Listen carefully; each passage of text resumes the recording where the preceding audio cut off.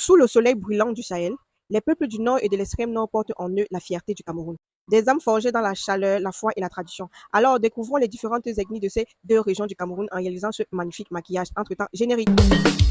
Cameroun, l'Afrique en miniature. Pour les gens qui ont les visages gras, j'ai déjà fait des vidéos dessus comment préparer son visage lorsqu'on a un visage gras. Le nord et l'extrême nord du Cameroun. Entre savane, sagesse et spiritualité. Sous le ciel éclatant du Sahel s'étendent les vastes terres du nord et de l'extrême nord du Cameroun, région de lumière, de courage et de traditions profondément enracinées. Les Fulbe, Peuls, peuple éleveur et fin cavalier, fiers de leur culture islamique et de leur hospitalité légendaire. Les Tupuri, Massa, Mundang, Giziga Mafa Podoko, Kotoko, Moskos, Kapsiki et tant d'autres, gardiens d'un patrimoine ancien et vivant. Le mode de vie ici est simple mais digne. La terre, les animaux et les saisons guident le quotidien.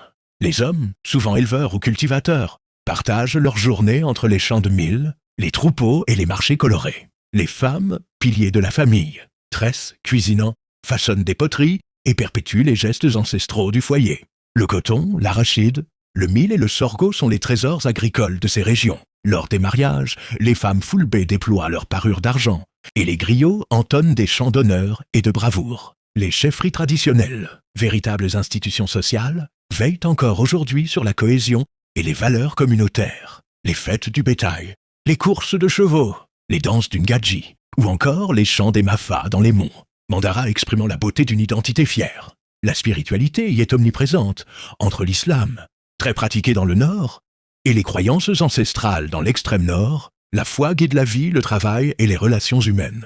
Les paysages de ces régions racontent eux-mêmes une histoire des plaines dorées du Mayoluti, aux montagnes abruptes du Mandara, des rivières paisibles de la Benoué aux villages en terre cuite. Tout respire la grandeur et l'authenticité. Les marchés de Marois, animés de couleurs et de senteurs, sont le symbole d'un art de vivre où l'échange et la solidarité demeurent essentiels.